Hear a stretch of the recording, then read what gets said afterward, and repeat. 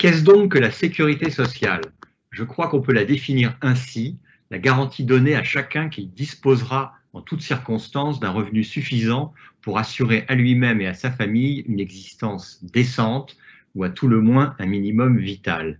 La sécurité sociale répond ainsi à la préoccupation fondamentale de débarrasser les travailleurs de la hantise du lendemain.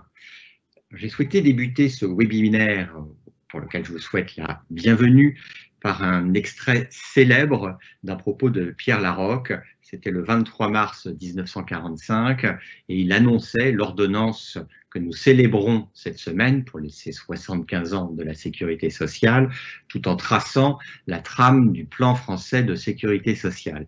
Et j'ai trouvé que puisque nous allons passer cet après-midi autour du thème de la précarité, nous pouvions nous replacer aussi dans le contexte de ce 75e anniversaire, sachant que la sécurité sociale, dans son acception large, se donne donc pour objectif de limiter, je recite, la hantise du lendemain.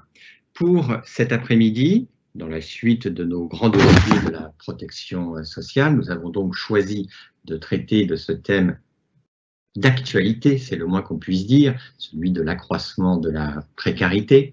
Et avant de vous présenter rapidement notre premier webinaire, je suis là pour vous rappeler quelques consignes. Tout d'abord, tous les micros et toutes les caméras des participants sont désactivés. Il n'y a que les intervenants qui peuvent nous montrer leur visage et nous proposer leurs propos. Vous, en revanche, vous pouvez poser autant de questions et faire autant de remarques que vous le souhaitez à partir de la ligne de discussion, le chat. Et comme je reçois tout, je me ferai votre intermédiaire afin de replacer les remarques, positives ou négatives, et les questions que vous voudrez bien poser.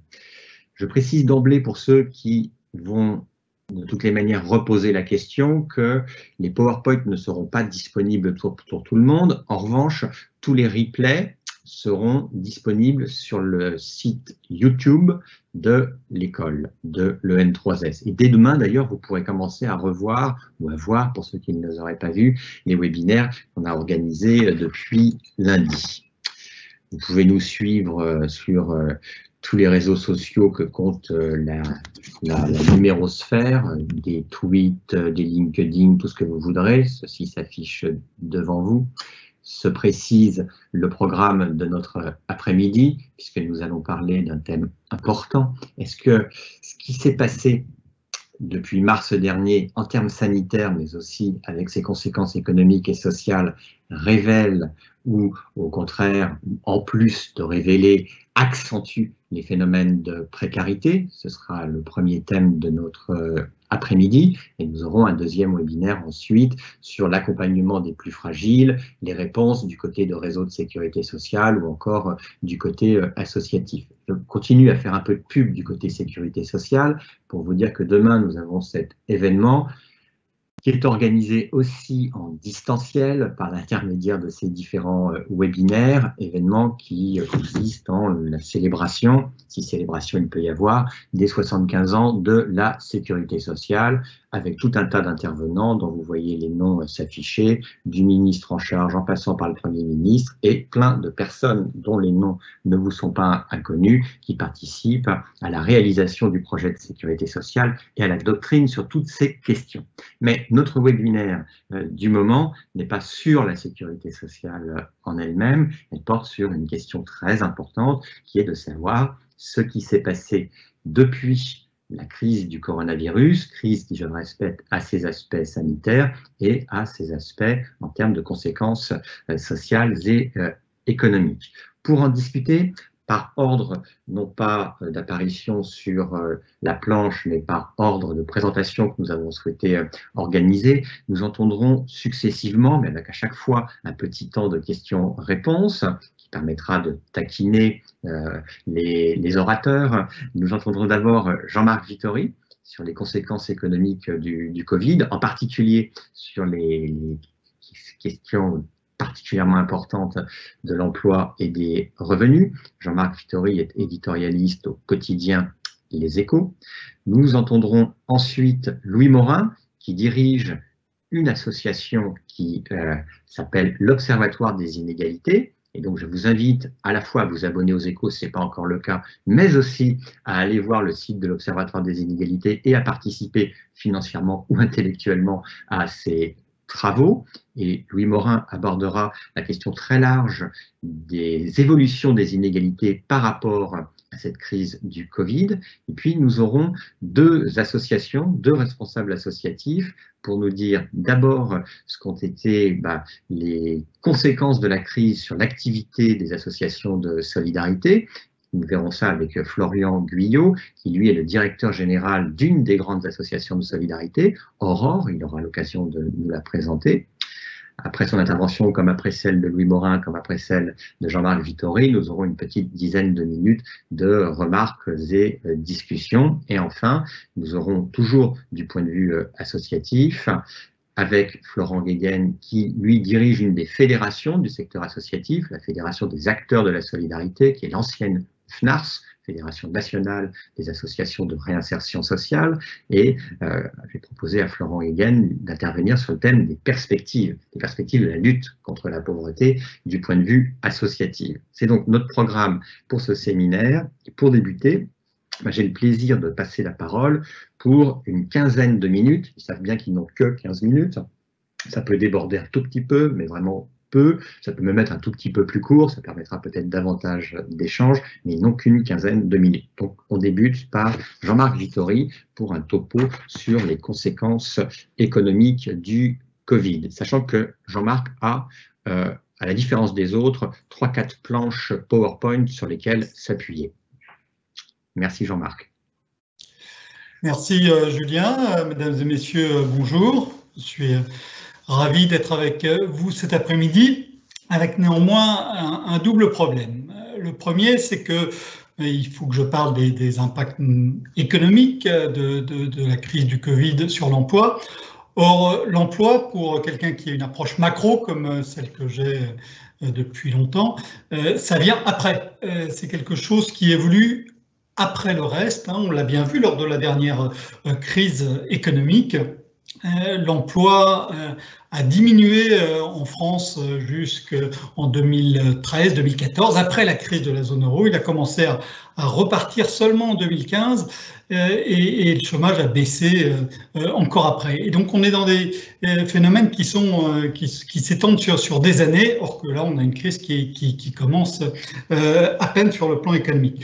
Le deuxième problème que j'ai, qui est peut-être encore plus important, c'est le fait que nous sommes dans une séquence avec une incertitude sans précédent, en tout cas depuis plusieurs décennies. Nous avons une séquence qui est complètement surdéterminée par une question de santé depuis 7 mois. Et cette question de santé est elle-même extraordinairement incertaine. Moi, en tant qu'observateur, j'ai du mal à savoir encore aujourd'hui, 7 mois après le début donc de l'arrivée massive de l'épidémie en France, ce qui se passe sur des critères absolument clés pour essayer de comprendre la suite. Comment se diffuse ce virus? On l'a vu, le débat, masque, pas masque, intérieur, extérieur, restaurant, pas restaurant. Une deuxième question, c'est la question de l'immunité. Si on a été atteint par cette maladie, est-ce qu'on risque de l'être encore plus tard? Comment est-ce qu'on est protégé? Comment est-ce qu'on ne l'est pas? Troisième question, les enfants, est-ce qu'ils sont extrêmement dangereux? Est-ce qu'ils ne le sont pas? On a entendu tout et son contraire depuis le début sur cette histoire. Et cette incertitude sanitaire, on la retrouve dans une incertitude politique quand on regarde un peu ce qui s'est passé dans les différents pays sur la question, sur la réaction à avoir face à ces épidémies. On a des choix qui sont radicalement différents et donc une incertitude aussi sur ces choix. On le voit aujourd'hui à Marseille, Paris, que faut-il faire, que faut-il ouvrir, que faut-il fermer? Et donc, incertitude qui est aussi une incertitude qui devient forcément économique. Et alors, sur le plan économique, on a eu, avec cette incertitude, on a eu un choc qui, pour moi, a 3 caractéristiques bien particulières et qui influent sur ce qui s'est passé ensuite sur l'emploi. La première nature de choc, c'est que c'est un choc d'une ampleur extrêmement forte. Hein. On a une production qui a chuté en quelques jours d'un tiers. Ça ne s'est jamais vu dans l'histoire moderne. Les très fortes chutes de production qu'on a eues, c'était en temps de guerre. Et en temps de guerre, ces chutes s'étendaient sur plusieurs trimestres, voire plusieurs années. Et donc, on le voit ici sur ce graphique, hein, sur l'emploi. On va évidemment y revenir. On a un emploi qui chute de manière absolument colossale et là aussi sans précédent. Donc, première caractéristique de choc, son ampleur. La deuxième, c'est sa brutalité. Il s'est passé en quelques jours. Et ça aussi, c'est absolument sans précédent. Et puis le troisième point, c'est que ce choc, il a été décidé. Quand on regarde toutes les récessions qu'on a eues, il n'y en a eu que 3 ou 4 depuis la dernière guerre mondiale, ces récessions ont été les conséquences de problèmes financiers, de problèmes économiques. Là, c'est un choix qu'ont fait les gouvernements, en l'occurrence le gouvernement français pour ce qui nous concerne, d'arrêter assez largement l'économie. Et cette décision a eu une conséquence immédiate, c'est que le gouvernement, pour amortir le choc, a pris toute une série de mesures, en particulier sur l'emploi, qui rendent plus difficile qu'à l'accoutumée l'interprétation de ce qui se passe. C'est notamment le cas, évidemment, des dispositifs de chômage partiel. Alors, le scénario macro qui s'est déroulé, hein, on a eu une chute de 20% de la production. Oh, non, on va rester sur le graphique précédent, s'il vous plaît. On a une chute de la production de 20% sur le semestre. C'est absolument colossal. On devrait avoir un troisième trimestre, avec une remontée très forte de l'ordre de 16%, mais ça ne nous ramène pas encore au niveau antérieur en termes d'activité. Et vu ce qui se passe actuellement, vu l'incertitude sanitaire que j'évoquais tout à l'heure, on risque d'avoir un 4e trimestre d'activité plate, et donc c'est un peu compliqué, et on est encore une fois dans une incertitude très très forte sur ce qui va se passer. On n'a pas de point de comparaison de ce genre de déroulement. La dernière fois qu'on a eu une incertitude sanitaire pareille, c'était la grippe espagnole, c'était il y a un siècle. On n'avait pas les outils de mesure qu'on a aujourd'hui et on était au sortir de la guerre avec évidemment une configuration qui était très différente. Et la suite dépendra évidemment de ce qui se passera sur le virus, et ça, personne ne peut le savoir. L'une des choses qui me frappe, moi, c'est que j'avais regardé tous les scénarios des épidémiologistes, hein, il y a 6 ou 7 mois. Ce qui se passe aujourd'hui ne ressemble à aucun des scénarios qui avaient été tracés à l'époque. Alors, donc, brutalité, ampleur, décision, et puis aussi une dispersion, en conséquence, une dispersion très très forte d'un secteur à l'autre.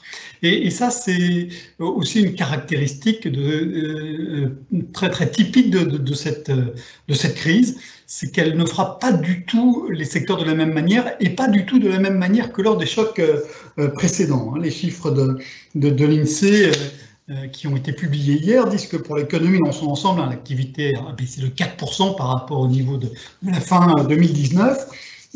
C'est moins 17% dans l'automobile, moins 29% dans le transport aérien, moins 41% dans l'hôtellerie. Et ces derniers secteurs sont des secteurs de services, alors que d'ordinaire, dans les crises économiques, c'est plutôt l'industrie qui est frappée.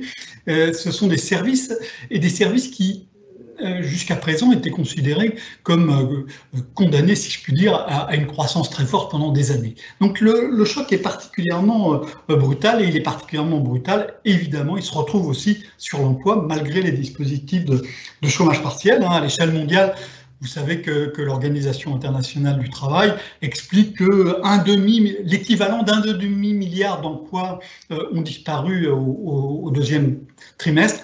Pas d'emploi, mais en fait, le travail correspondant à un demi-milliard d'emplois a disparu au 2e trimestre. C'est évidemment absolument colossal.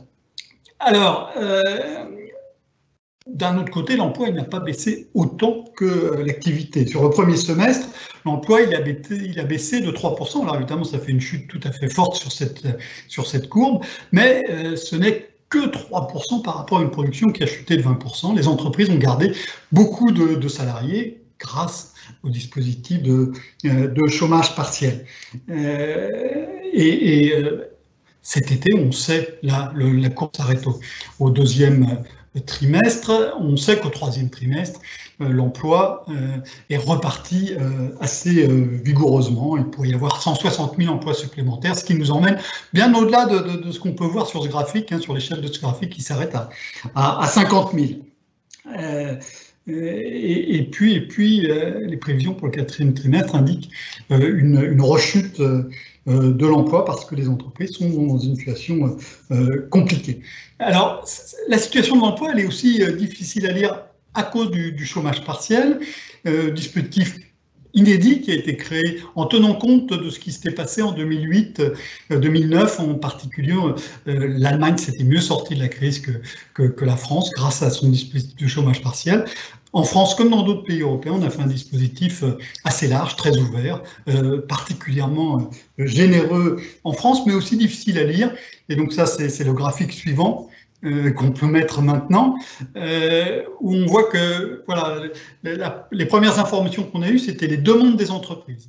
Et puis après, on a eu bien après, ça a été difficile à lire, on a eu le nombre de salariés qui ont effectivement été mis en chômage partiel avec des écarts tout à fait significatifs. Si on prend le mois de mai, on a eu une demande pour 13 millions de salariés et on avait 8 millions de salariés qui étaient effectivement en chômage partiel. Donc une situation aussi difficile à lire. Et puis ce choc a joué aussi sur la nature de l'emploi. C'est l'une des informations qui m'a le plus frappé pendant cette période extraordinaire, c'est la règle des 4 quarts. C'est les chiffres qui ont été observés par le ministère du Travail à la fin du mois de mars. On avait une France du travail qui était en 4 quarts. Il y avait un quart qui travaillait comme avant, donc sur site, les gens évidemment dans les magasins ouverts, dans les hôpitaux, et donc un quart des actifs travaillaient comme avant. Un quart des actifs étaient en télétravail, un quart des actifs étaient en chômage partiel et un quart des actifs étaient sous d'autres formes, notamment les congés pour garder les enfants, car les enfants n'avaient pas école. Donc une transformation extrêmement brutale et puis là aussi très hétérogène avec des effets très différents. Alors je sais que Louis va en parler, mais on a la chute de la production. Aujourd'hui, la production est inférieure de 5% à ce qu'elle était à son niveau d'avant-crise. Et la moitié de cette chute, elle est concentrée dans des entreprises qui font 10% de cette activité. Donc, on a vraiment une concentration très forte dans des domaines, notamment toute la chaîne du voyage, de l'aéronautique jusqu'aux hôtels, en passant par les compagnies aériennes, les restaurants. Toute cette chaîne-là reste très, très durement frappée. Et donc, ça se retrouve en termes d'emploi avec une population active qui, lors des chocs précédents, avait été relativement préservée, qui là se retrouve touchée de plein fouet et qui est une population avec souvent des faibles qualifications. Alors, on n'a pas encore beaucoup d'informations en France là-dessus. J'étais frappé, moi, par des chiffres aux États-Unis où il y a des bases d'informations et d'informations rapides qui sont disponibles de manière beaucoup plus rapide qu'en France et qui donnent des idées, sachant que le système américain est moins amorti que le système européen, mais qui permet de voir des évolutions qu'on risque de découvrir en France et en Europe après. Donc très fortes inégalités sur l'impact de cette baisse brutale de l'emploi aux États-Unis. Le chômage des femmes aux États-Unis a progressé beaucoup plus vite que celui des hommes, alors que dans les récessions précédentes, c'était l'inverse. On a une récession qui est dans les services et donc qui touche une population différente de celle des récessions précédentes. Aussi très fortes inégalités aux États-Unis où on mesure entre les Blancs, les Hispaniques, les Noirs. L'emploi a baissé 2 fois plus vite chez les Noirs que chez les Blancs. Et puis, évolution aussi selon le niveau de salaire.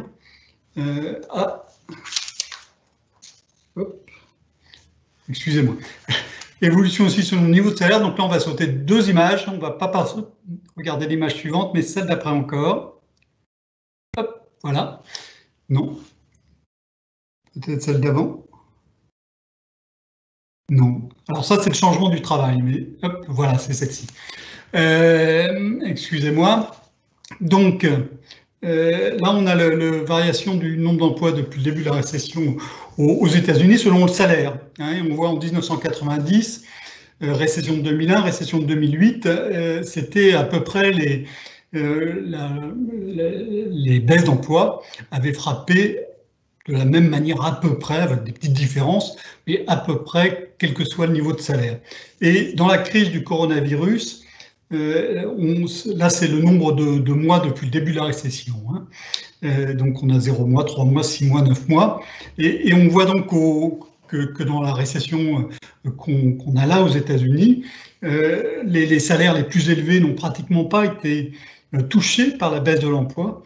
Et les salaires les moins élevés, et pas les plus élevés contrairement à ce qui est indiqué, qui est en mauve, en bas, les lowest earning, ont une baisse extrêmement forte.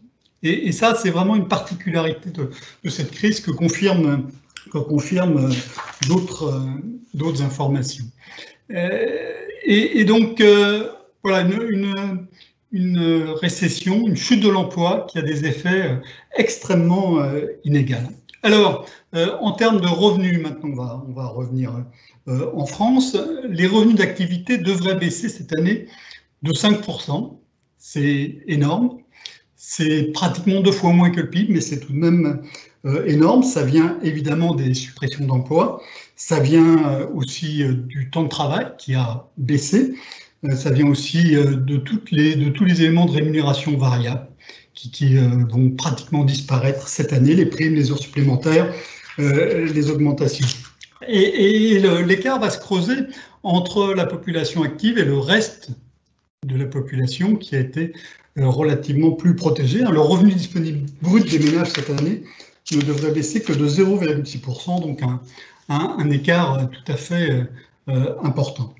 Alors, qu'est-ce qui va se passer maintenant? C'est évidemment difficile à dire compte tenu de l'incertitude. Il y a une question, moi, qui est absolument clé pour les 6 à 9 mois à venir, qui est les faillites d'entreprises. Vous savez que les faillites avaient été gelées pendant plusieurs mois. Les dépôts recommencent au tribunal de commerce aujourd'hui même, à partir de ce 7 octobre. Et donc, c'est très difficile de savoir ce qui va se passer. Les entreprises ont été très soutenues pendant cette période, mais certaines vont devoir recommencer à payer leurs cotisations sociales, leurs impôts, rembourser des prêts pour lesquels il y a eu un moratoire pendant plusieurs mois. Et donc, il est très difficile aujourd'hui de savoir comment va se comporter le tissu des entreprises, les grandes, mais aussi et surtout les moyennes et les petites. Le chômage va augmenter cette année, mais les estimations d'accroissement de chômage sont beaucoup plus fortes pour l'an prochain. Et donc, on va avoir une longue traîne de cette récession sur l'emploi qui va se porter, qui risque de compliquer les évolutions des mois et même des années à venir. Alors, au-delà, je pense que cette crise va aussi changer l'emploi en profondeur. D'abord, les entreprises vont devoir faire des économies. Les comptes des entreprises ont été durement affectés. Elles vont devoir faire des économies. Et pendant les confinements, dans beaucoup d'entreprises, on a vu des salariés qui étaient très impliqués et d'autres qui l'étaient moins. Et donc, je pense qu'il va y avoir des choses un petit peu difficiles qui vont être menées dans les mois à venir sur l'emploi dans les entreprises qui vont devoir rétablir leur compte. Le deuxième changement tout à fait important, c'est évidemment le télétravail. Il change le management, il change le rapport à l'espace, il change les transports. et jusqu'à quel point on pourrait éventuellement y revenir. On entend beaucoup de réactions dans des sens très différents. Il y a des entreprises qui abandonnent des bureaux, d'autres qui réagissent différemment. Et là, il y a un changement tout à fait majeur avec des compétences qui ne seront pas les mêmes, avec un management qui ne seront pas les mêmes, qui ne sera pas le même. Le monde de l'emploi va changer en profondeur. Et donc, le dernier point qui, moi, me paraît absolument essentiel, c'est que donc, cette crise a accéléré les mutations du travail, a accéléré les mutations de l'emploi, et elle va nécessiter un effort de formation sans précédent pour ceux qui sont déjà en poste, pour ceux qui vont arriver sur le marché du travail. Et l'une des difficultés, encore une difficulté de plus pour comprendre ce qui s'est passé, c'est que ce qu'on peut voir, c'est ce qui est visible, c'est ce qui est visible dans les chiffres de l'emploi, dans les chiffres des entreprises. On a tout un temps du travail, et Louis, j'imagine, va en parler, qui est le travail indépendant, sur lequel on a beaucoup moins d'informations, le travail au noir, sur lequel on n'en a pas du tout, et qui eux aussi ont été très touchés, ces formes de travail, ont elles aussi été très touchées par la crise, et donc ça, on le saura plus tard. Voilà, quelques éléments, beaucoup d'incertitudes, beaucoup de questions, et même quelques lignes directrices. Merci beaucoup, Jean-Marc Vittori. Beaucoup d'incertitudes. J'ajouterais aussi beaucoup d'inquiétudes parce que c'était les deux mots qui revenaient le plus lors de précédents webinaires dans le cadre de ces grands dossiers de la protection sociale. Jean-Marc a été un peu plus long que les 15 minutes qui lui étaient assignées, mais comme nous sommes des gens bien élevés, on ne coupe pas la parole. Bon, maintenant, il y a quelques petites questions qui ont été posées. Si on peut avoir des réponses rapides, même si c'est à chaque fois des questions qui peuvent engendrer de longs développements, parce que comme c'est des questions sur des chiffres, c'est toujours assez incertain. Il y a des questions sur le chômage tel qu'il se profile. La question première, c'est combien de chômeurs l'an prochain, quel taux de chômage l'an prochain. Il y a un petit calcul qui nous est proposé par un de nos participants néo-calédoniens, parce qu'il y a des caisses de sécurité sociale partout sur le territoire en France. Je vous lis sa remarque et sa question. 620 000 emplois, ce que Jean-Marc évoquait comme chiffre, alors même que 300 à 400 000 jeunes arrivent sur le marché du travail, soit pas loin d'1 million de chômeurs, virgule, non, point d'interrogation. Donc, combien de chômeurs? 1 million? Ouais, c'est plus de 300 000 à 400 000 jeunes qui arrivent sur le marché du travail, c'est 700 000. Donc oui, et 700 000 dont on sait déjà qu'ils ont du mal à trouver un poste. Petit message aussi sur les stagiaires, tous les étudiants qui doivent faire des stages, les étudiants lycéens qui doivent faire des stages et qui ont là une vraie difficulté. Le taux de chômage dans l'année à venir, il pourrait augmenter d'1 point à 1,5 point. Voilà, donc on sait qu'on va avoir une forte montée du chômage. La question ensuite, c'est la capacité à parvenir à recréer assez vite des emplois.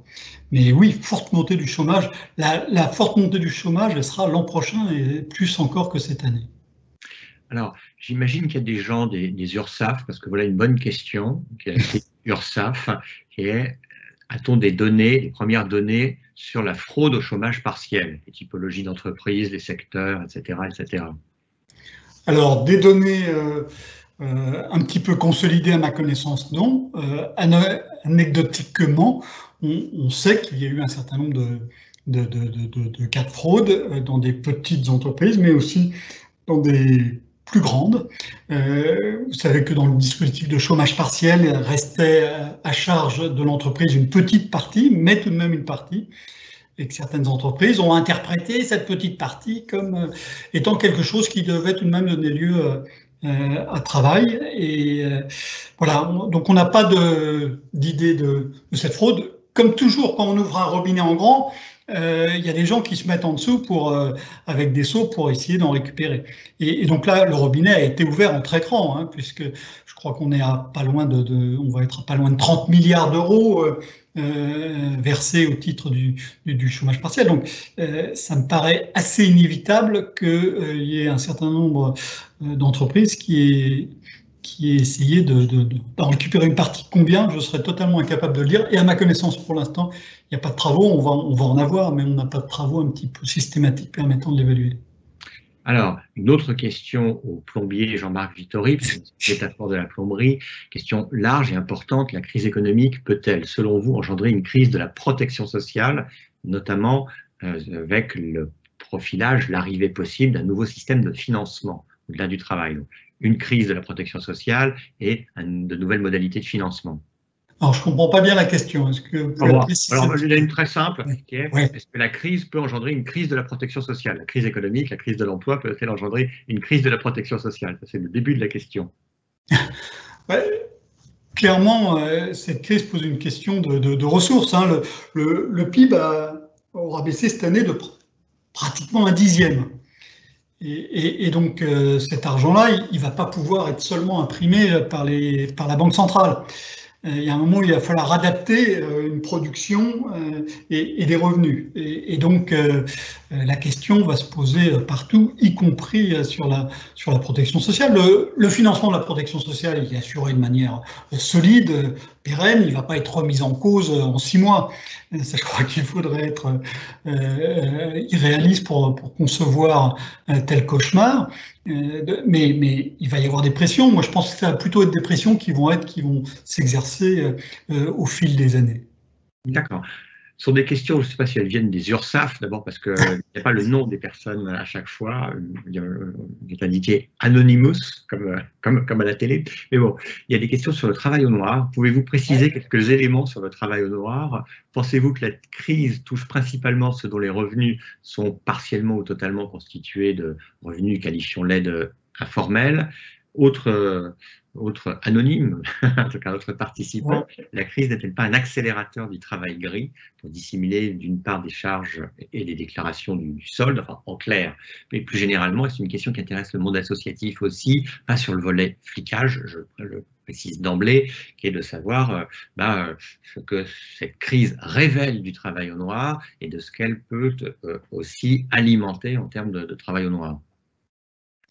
Alors, ce qu'elle peut alimenter le travail au noir, a priori, ce n'est pas le type de crise qui va développer ça, sauf qu'il y a un certain nombre de gens qui emploient, il y a des ménages qui emploient des individus et qui vont se retrouver avec des moindres ressources et qui vont chercher à économiser. Une des façons d'économiser, ça peut être de passer un travail à domicile au noir. Donc ça va sans doute jouer, a priori, pas à très grande échelle. En revanche, oui, clairement, une crise comme celle-ci, elle frappe les emplois de service, les emplois de service notamment aux ménages, et donc ça, il y en a un certain nombre qui sont des emplois déclarés, payés, qui donnent lieu à paiement de cotisation, mais il y en a beaucoup d'autres aussi qui ne sont pas déclarés. Et donc, on le voit aux États-Unis, hein, où il y a a priori moins de travail au noir parce qu'il y a moins de contraintes, moins de cotisations. Ces emplois-là, ils ont été absolument dévastés. Et donc, aux États-Unis, où ils sont visibles, où ils sont plus visibles dans les statistiques, ces emplois ont été très très touchés depuis 7 mois. Et donc, en France, il est vraisemblable qu'il en est de même. Donc, pour reprendre la question de vos journées, oui, c'est un accélérateur et un révélateur de cette crise est à la fois un accélérateur et un révélateur de précarité. Dernière question. On regarde beaucoup les secteurs qui sont touchés par la crise, qui sont touchés défavorablement. Quels sont les secteurs qui sont touchés favorablement? Quels sont les secteurs qui ont vu leur activité s'accroître? Est-ce que ce n'est pas le moment de développer une nouvelle stratégie économique, notamment dans la visée de la transition écologique? Alors, le secteur, logiquement, qui a le plus profité, entre guillemets, de cette crise, c'est tout ce qui touche au médical. À la fois la production de médicaments, la production de matériel de protection, tout ce compartiment-là, l'activité des hôpitaux, et évidemment Donc ça, c'est le premier domaine. Et le deuxième grand domaine, c'est l'agroalimentaire, notamment parce que les restaurants ont fermé pendant plusieurs mois. Et donc, il a fallu se nourrir autrement. Et donc, on s'est nourri en achetant de quoi se faire à manger. On est revenu back to basics, retour aux éléments de base. Donc, les ventes d'agroalimentaire ont très bien marché. Et puis aussi les alternatives au travail classique, tout ce qui permet de travailler différemment. Et donc, à la fois l'électronique, hein, les gens ont acheté des ordinateurs pour pouvoir être en ligne comme on l'est actuellement. Et ils ont aussi ils ont renforcé leurs équipements en télécommunication et aussi le commerce en ligne. Alors, là aussi, la crise est un accélérateur sur le numérique. C'est évident et on va le voir dans les mois, les années à venir.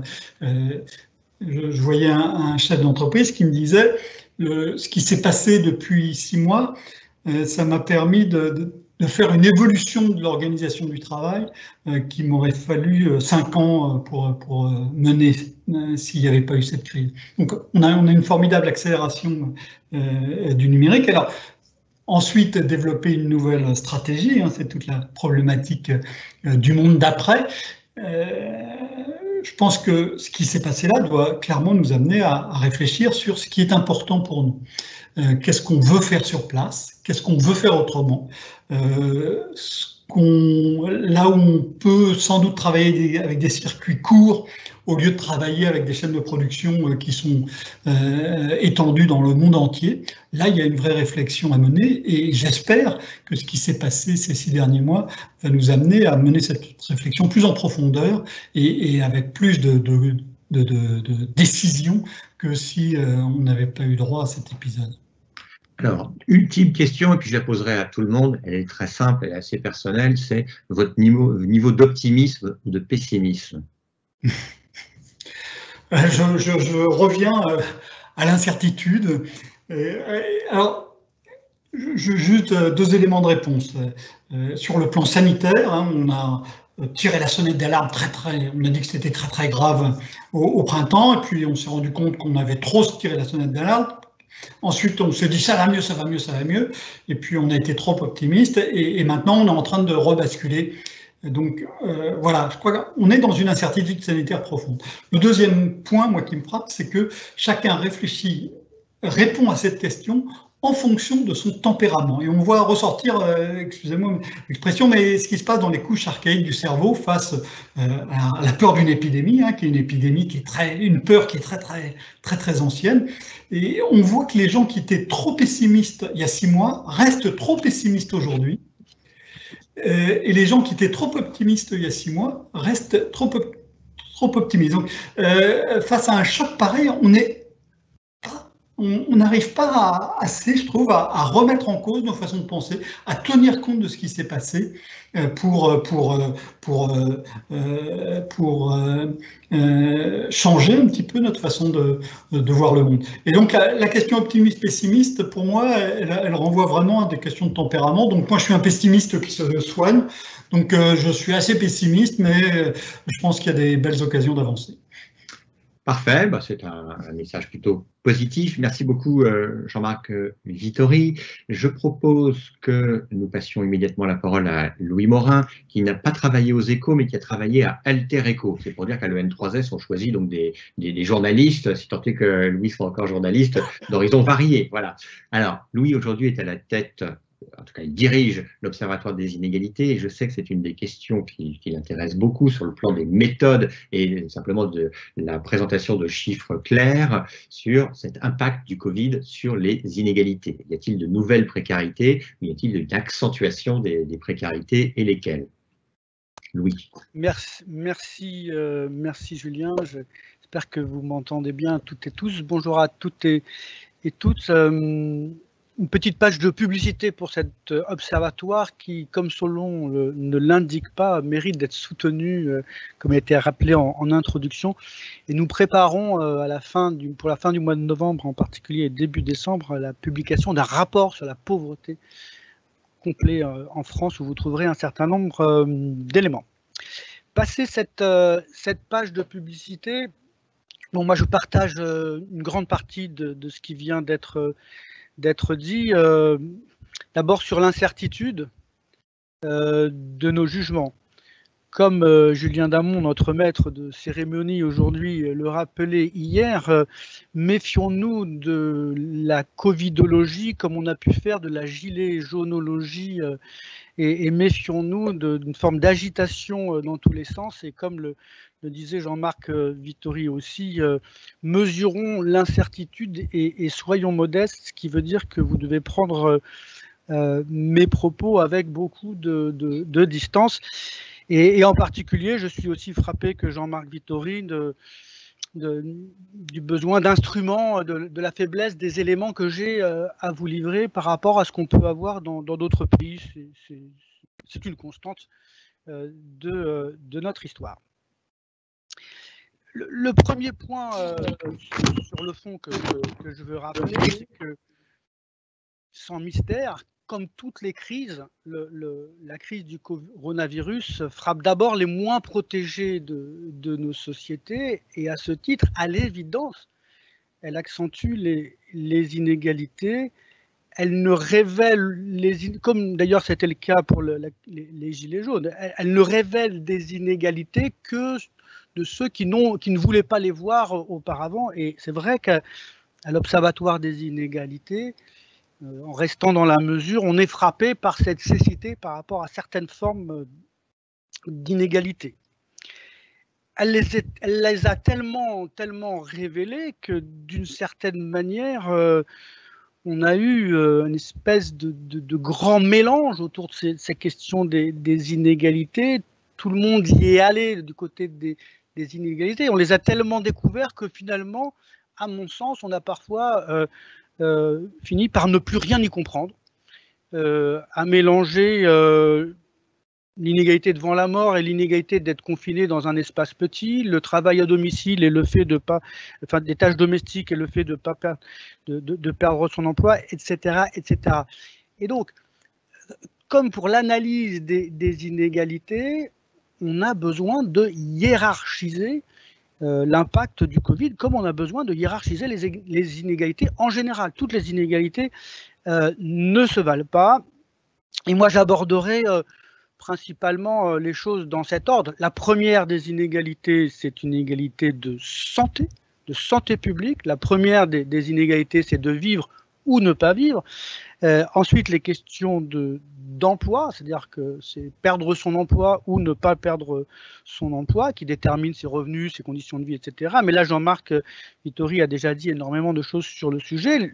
Le troisième point, c'est l'éducation, qui influence peut-être même plus fortement les choses à long terme, si les choses duraient. Et enfin, les questions de mode de vie. Le second point par rapport à cet impact de la crise sur les inégalités, c'est qu'il faut, et là aussi c'est valable pas simplement en temps de coronavirus, mais fuir autant que se peut des formes de misérabilisme, d'exagération. On a de manière très très fréquente quand il s'agit de pauvreté et des inégalités. On ne peut pas comprendre les inégalités si on voit le monde uniquement à l'œil des inégalités entre le haut et le bas. Je le rappelle, en termes de santé, la première des inégalités est une inégalité d'âge. Hein, il faut rappeler que 70% des personnes décédées ont plus de 75 ans, hein, et que parmi ces décès, il y a aussi bien des classes aisées que des classes qui sont beaucoup plus démunies.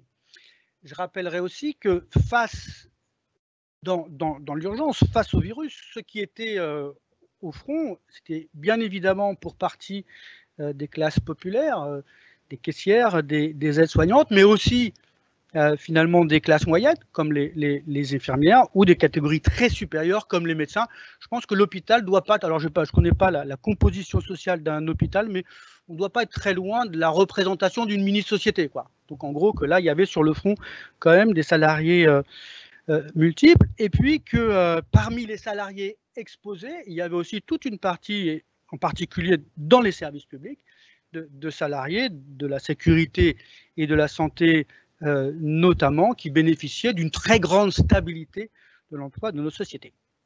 Alors, une fois qu'on a dit ça, on se dit, bon, bien sûr, pourquoi fait-il un observatoire des inégalités si c'est pour nous dire que tout ça n'a pas de sens? On fait un observatoire des inégalités pour essayer de mesurer les choses et de voir l'impact, ce qui n'empêche pas d'avoir un petit peu de discernement.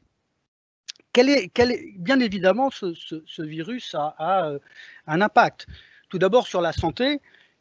J'ai dit qu'il frappait d'abord les plus âgés que les plus jeunes et que c'était là, que le cœur des inégalités aujourd'hui, il est là. On se protège aujourd'hui en grande partie pour protéger les aînés et c'est bien, mais même si là, on manque aussi de données, mais on sait que la mortalité est différentielle en fonction des niveaux de vie. Hier, Médecins sans frontières publiait une étude dans des lieux où on trouvait les plus pauvres, on trouvait plus de 50% de personnes infectées par le virus, et puis toute une partie effectivement des classes populaires vivant dans un habitat relativement confiné ont été marquées par ce virus.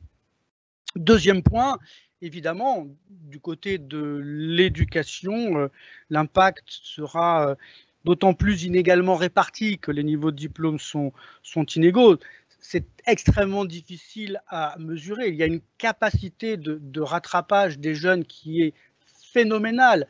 Je pense que le cas est peut-être un peu plus complexe, par exemple, pour la situation des jeunes lycéens, notamment de terminale, qui entrent aujourd'hui à l'université, qui risquent finalement de perdre une année. Et puis Jean-Marc Vittori a justement souligné l'importance pour tous les parcours professionnels d'enseignement professionnalisant où il y a des stages parfois très importants pour la validation même de ce diplôme. Je vais être très bref sur l'emploi, puisque Jean-Marc Vittori l'a bien dit. Simplement, on mélange très souvent la conjoncture et la structure. Dans la conjoncture, d'abord, l'impact a été massif, totalement massif pour les non-salariés dès la mi-mars. Et là, on a une inégalité considérable, même si certains non-salariés, comme c'est le cas dans le domaine de la santé, c'est tout à fait étrange. Hein, dans le projet de loi de finances de la sécurité sociale, il y a 1,4 milliard d'euros qui a été dépensé pour des médecins libéraux. C'est quelque chose de tout à fait étrange, un soutien aux revenus qui me paraît étrange. Au-delà de ça, il y a l'arrêt tout de suite très rapide des CDD et de l'intérim. Et puis, comme il a été indiqué, du travail non déclaré, pour lequel il n'y avait vraiment aucune couverture. Je pense aussi à ce qui est quasiment du travail non déclaré, c'est-à-dire des tout petits auto-entrepreneurs avec très peu d'épargne pour subvenir, qui se sont retrouvés d'entrée de jeu, c'est-à-dire dès le mois de mars, dans des situations extrêmement délicates. Sur le long terme, voilà, moi je ne fais pas de prévision d'emploi. Ce qu'on sait, c'est qu'il a de bonnes chances de se passer ce qui se passe dans toutes les crises, c'est-à-dire que d'abord un impact sur les plus diplômés, et puis on a signalé déjà ces 700 000 jeunes. Il y a un point qui me semble intéressant, c'est de montrer, de voir que en pourcentage, en tout cas, l'impact du chômage pour l'instant est équivalent dans l'ensemble des territoires. C'est-à-dire qu'on a une crise là qui n'est pas une crise de secteur à un endroit donné, mais qui frappe l'ensemble du territoire. Il va frapper les plus jeunes et les moins diplômés. Jean-Marc Vittori annonçait une baisse de 5% en moyenne du revenu disponible, mais cette moyenne n'a pas de sens. Elle est totalement inégalement distribuée pour toute une partie de la population inactive et active. La crise n'a pour l'instant quasiment aucune répercussion, un peu pour ceux qui ont été en chômage partiel pendant 3 mois, alors que toute une autre partie de la population va subir des baisses de revenus beaucoup plus fortes. Qu'est-ce qui en sera de la pauvreté? C'est extrêmement difficile à dire. Moi, je ne souhaite pas lâcher comme ça des chiffres. On peut même imaginer que la baisse du niveau de vie médian soit si forte que le seuil de pauvreté baisse et que ça entraîne finalement de manière assez paradoxale une baisse de la pauvreté suivant cet indicateur. Ce qu'il faut mesurer, moi ce qui me semble assez frappant, c'est comment notre société finalement a protégé, et c'est très bien, ceux qui, très massivement, je veux revenir un peu sur ce que notait Jean-Marc Vittori, mais le chômage partiel, en reprenant ces graphiques appliqués à 8 millions de personnes, si ça veut dire qu'un tiers des salariés, pendant au moins 3 mois, ont été payés par la collectivité. C'est-à-dire qu'on a nationalisé toute une partie du secteur privé. Les fonctionnaires, toute une partie des fonctionnaires qui ne travaillaient plus ont continué à être payés. Et puis enfin, comme je l'ai dit, on a compensé, notamment pour certaines professions, de manière un peu étrange, le revenu. Et moi, mon opinion par rapport à tout ça, c'est que on a bien évidemment bien fait de faire ça. Simplement, dans ce monde d'après, il y a un décalage qui est très grand entre la prise en compte de cet univers-là et puis la prise en compte aujourd'hui de ceux qui sont en grande difficulté, en particulier les jeunes, quoi. Il me semble que le discours qu'on porte aujourd'hui sur la gravité du phénomène est en décalage avec cette jeunesse en difficulté. Il y a une forme d'hypocrisie sociale. C'est-à-dire qu'on a applaudi à 20 heures, mais on a très vite, on a discuté du monde d'après, mais on a très vite oublié ça. Et c'est moi quelque chose qui me frappe avec un risque. On sait déjà que toute une partie de cette jeunesse fuit vers les partis extrêmes. Qu'est-ce qu'il en sera demain? On n'en sait rien. Je me méfie des proclamations sur récurrentes sur ce qui peut en ressortir en termes de manifestations ou autres. Mais en tout cas, il y a une tension sociale, il me semble, au sein de cette jeunesse très forte entre le monde qu'elle vit, ses aspirations, pas simplement pour les plus fortes, et puis sur la réalité.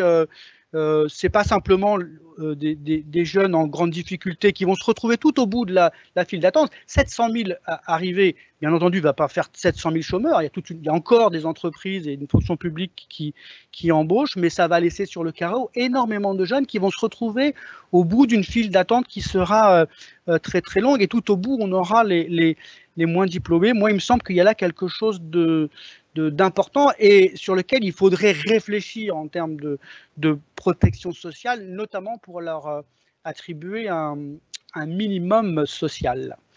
Voilà.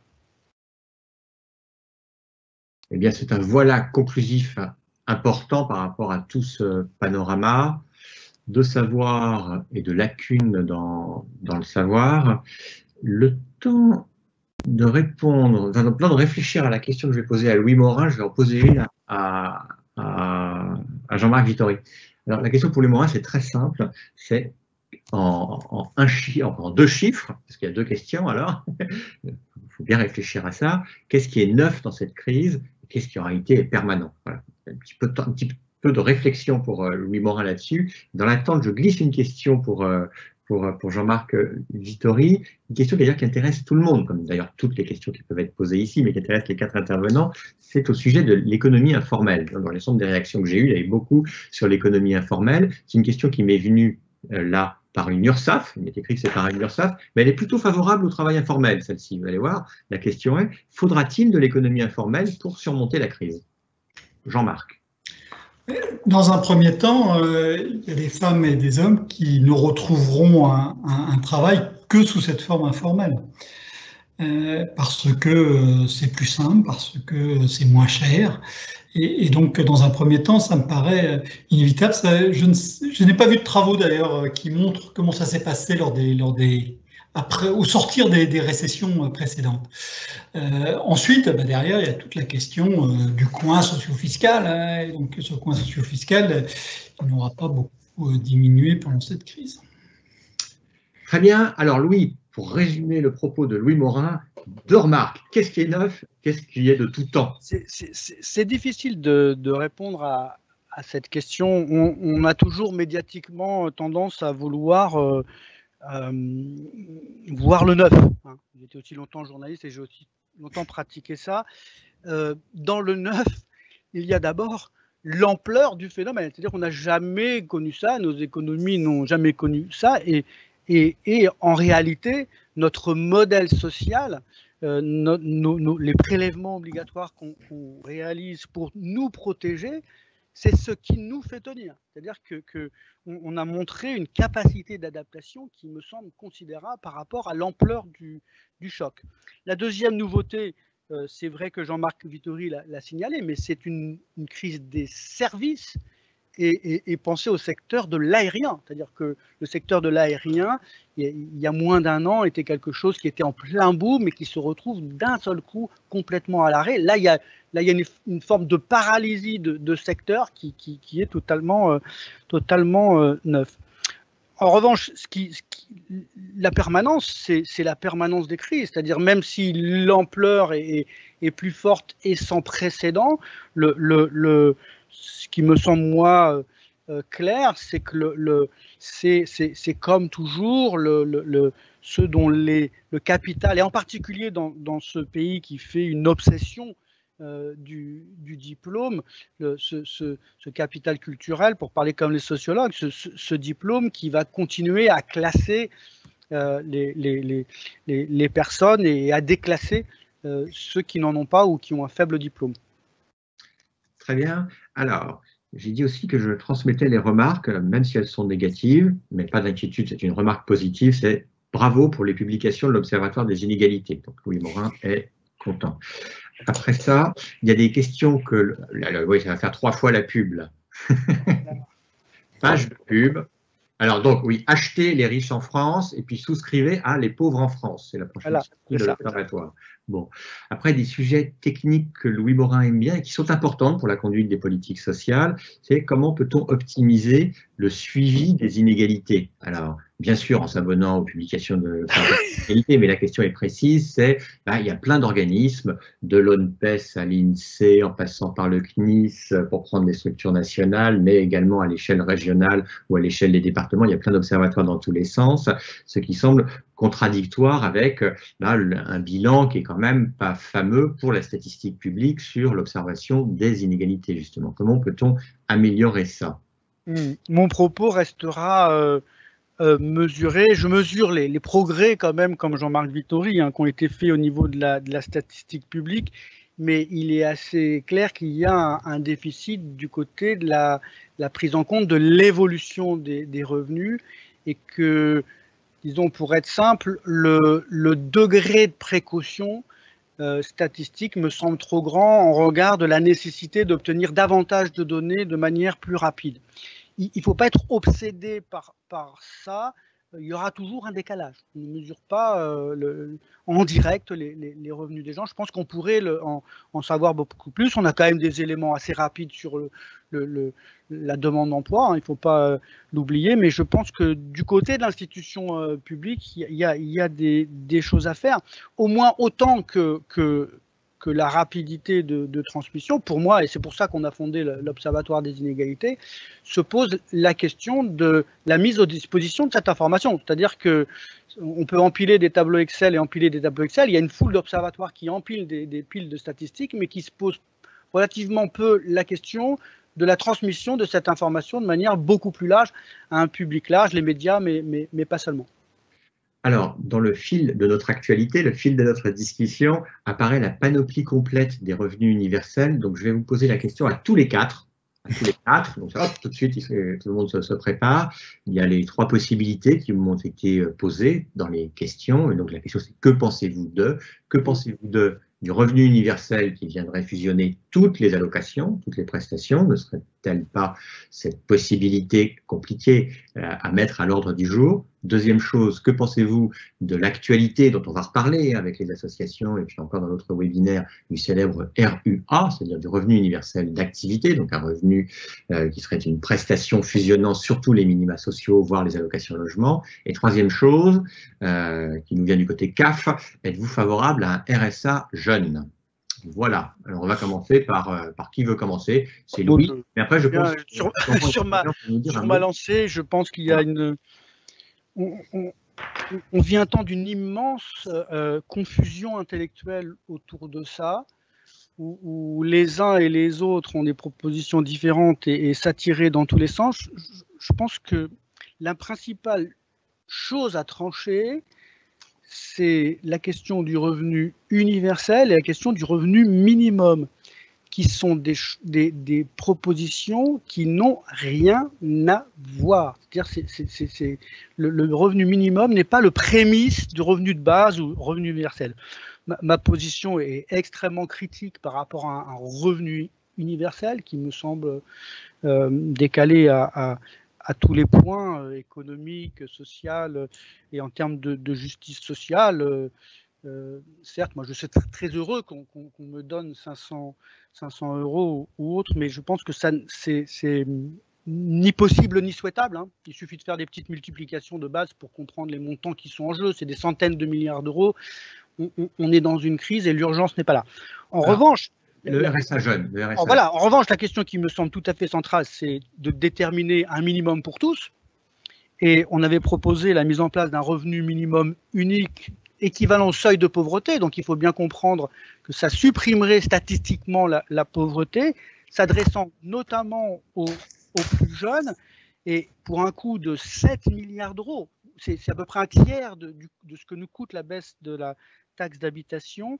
On arrivait à ce niveau-là. Ça demande d'être confirmé, mais pour moi, à l'évidence, on ne peut pas considérer qu'on est majeur politiquement à partir de 18 ans et économiquement à partir de 25. Il n'y a pas de raison qui puisse justifier cela.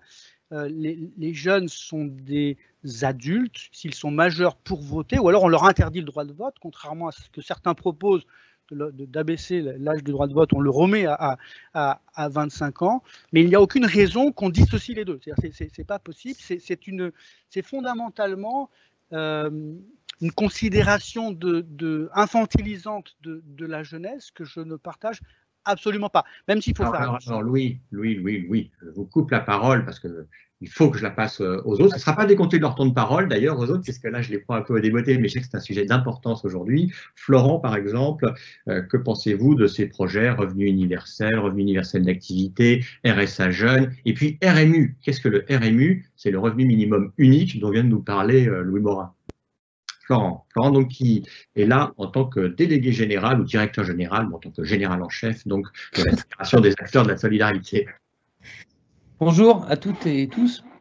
Alors pour répondre brièvement à ces questions, d'autant plus brièvement que j'avais prévu un peu d'en parler dans les perspectives. Hein, donc je vais faire très court. Je partage ce qu'a dit Louis Morin sur le revenu universel, c'est-à-dire que, alors même si j'ajoute quand même par rapport à ce qui a été dit précédemment que certains proposent des mécanismes où certes on verse une enveloppe à l'ensemble de la population, mais on récupère via l'impôt à ceux qui finalement n'en auraient pas besoin. Mais ça reste un système assez complexe du point de vue, j'allais dire, des flux financiers entrants et sortants, et au final un système assez coûteux, c'est-à-dire que pour verser des sommes significatives qui permettent de s'approcher d'un revenu, ou d'une allocation de vie décente, j'allais dire, en fait on aboutit à des chiffrages qui sont assez insoutenables du point de vue de la dépense publique. Donc je pense que ce sujet n'est pas mûr aujourd'hui, même s'il pose quand même la question de comment on compense l'inactivité et le fait que malheureusement de plus en plus de personnes vont avoir du mal à rentrer dans le marché du travail, faute de qualification, suite aussi à la disparition progressive des emplois peu qualifiés, et que même si on est contre le revenu universel, il faut quand même trouver des solutions, parce que le sujet, il est devant nous. Et puis, sur la question du RSA jeune, nous, on y est très favorable, mais comme j'ai prévu de le développer tout à l'heure, je n'insiste pas. Florian, sur quoi voulez-vous assister? Enfin, voilà la question des différents types de révision profonde du système des minima sociaux et des prestations sociales. Quelle serait votre préférence? Il faut mettre votre micro, sinon on n'entendra pas vos préférences. Bonjour à toutes et à tous. Pardon, le coup classique du micro. Je m'inscris dans ce qui a été dit. Il me semble que sur la question des revenus de remplacement et de soutien aux ménages, l'enjeu, il est surtout sur l'automaticité des aides qui existent et sur la capacité qu'a le système à réellement distribuer les aides auxquelles les ménages ont droit. Aujourd'hui, nous, ce qu'on observe dans les publics que nous accompagnons, c'est que c'est complexe. Il y a un paysage d'aides qui est complexe et l'automaticité de ce point de vue-là serait probablement en tout cas un chantier prioritaire par rapport à celui de la réflexion d'un chantier extrêmement complexe, comme l'a dit Florent, d'un revenu universel qui entraîne des mouvements financiers majeurs avec une tuyauterie probablement technique extrêmement compliquée.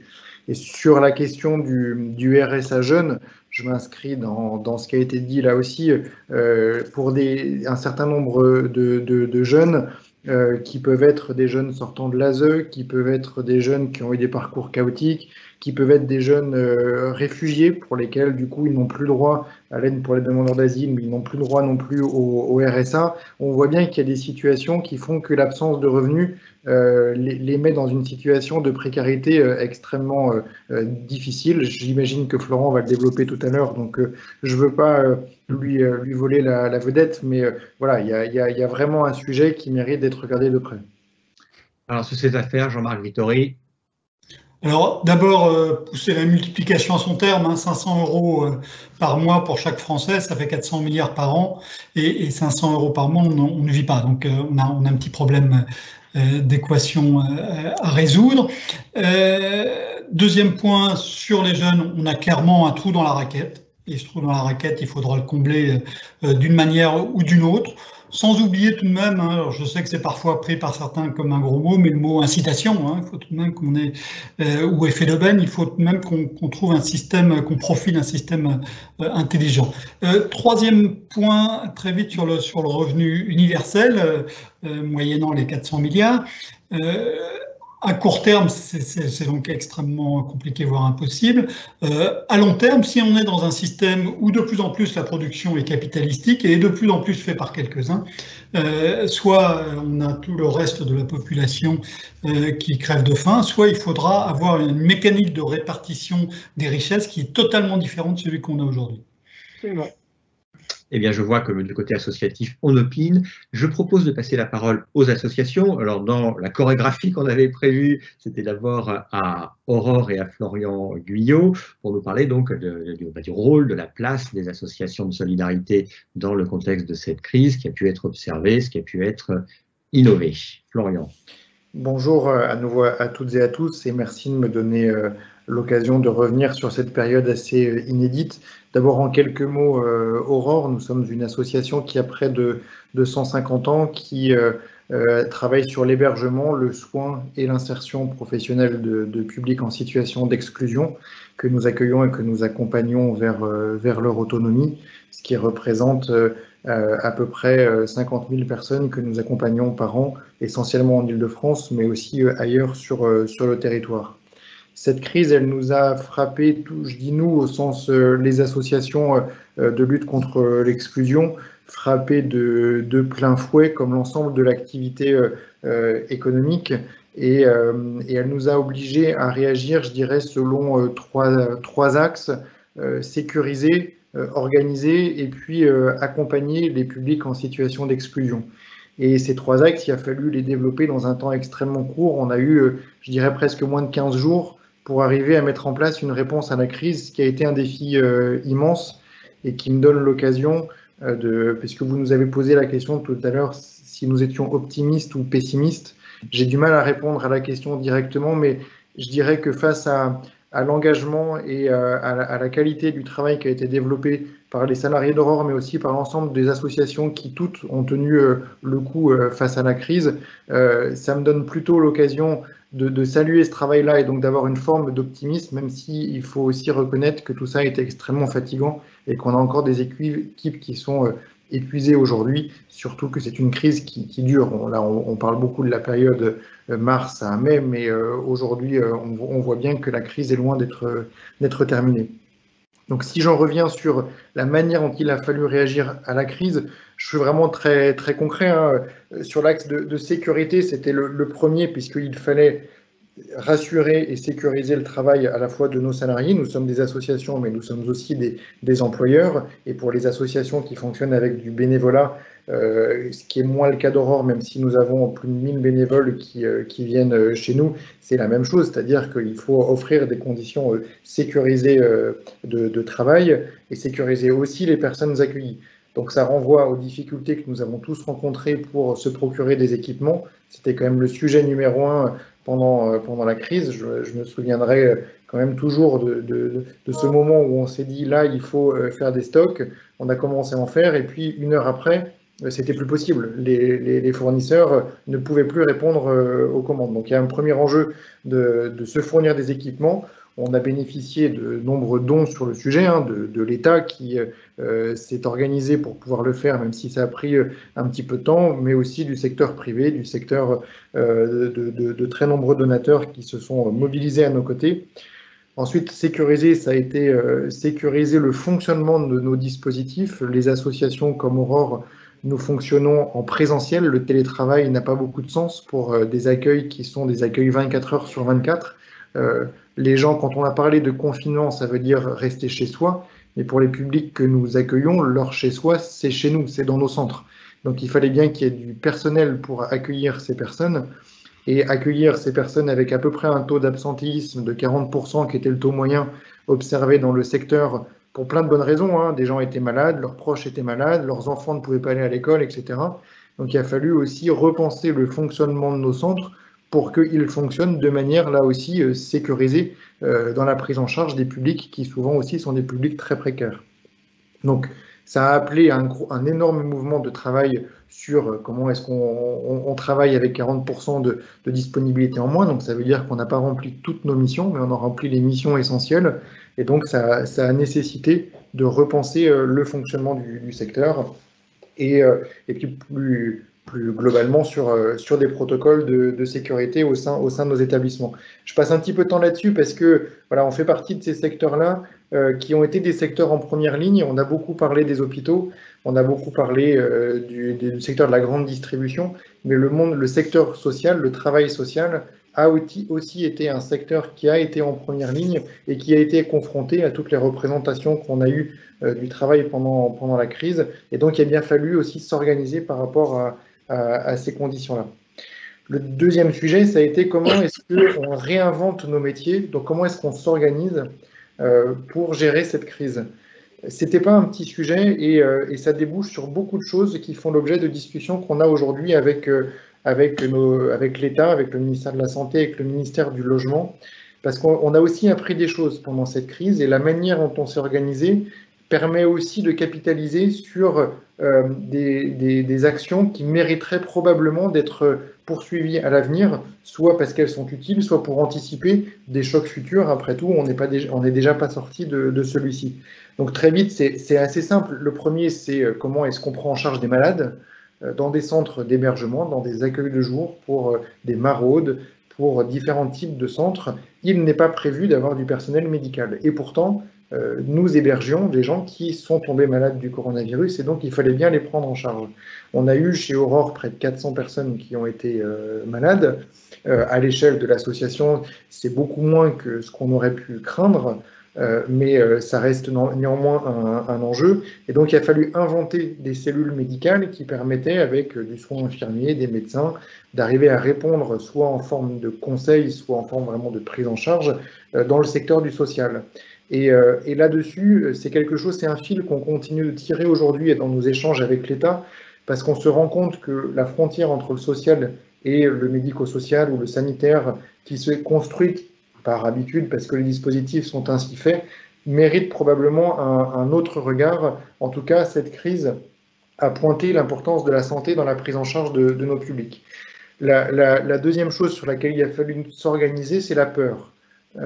Cette crise, elle génère aussi, comme toute crise, comme toute épidémie, j'imagine, un certain nombre de phénomènes de peur qui ont pu fragiliser aussi nos centres, parce que les usagers ont eu des réactions de peur bien légitimes, parce que les salariés ont eu aussi besoin de comprendre des difficultés qu'ils ont pu vivre sur centre ou dans leur famille. Et donc, presque toutes les associations ont eu besoin, et Aurore aussi, de mettre en place des soutiens psychologiques Et je pense là aussi que c'est quelque chose qui mérite d'être réfléchi sur comment est-ce qu'on organise la résilience dans notre société, dans une société qui probablement vivra de plus en plus de crises à l'avenir.